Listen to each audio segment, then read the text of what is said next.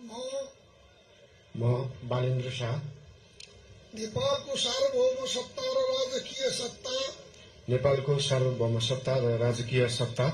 नेपाली जनतामा निहित रहेको नेपाली जनतामा निहित रहेको नेपालको संविधान प्रति पूर्ण वफादार रही सत्यनिष्ठापूर्वक प्रतिज्ञा गर्दै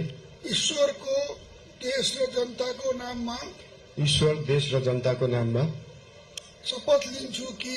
शपथ लिन्छु कि प्रधानमन्त्री पदको जिम्मेवारी प्रचलित कानूनको पालना गरी मुलुक र जनताको भलो चिताई कसैको डर नमानी पक्षपात नगरी पूर्वाग्रह वा खराब भावना नलिई ईमानदारीका साथ गर्नेछु र आफ्नो कर्तव्य पालनको सिलसिलामा आफूलाई जानकारीमा आएको कुरा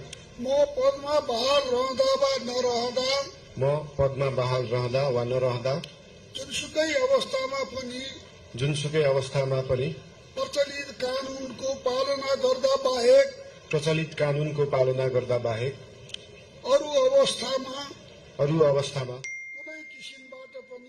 कुनै किसिमबाट पनि प्रकट वा संकेत गर्ने छैन।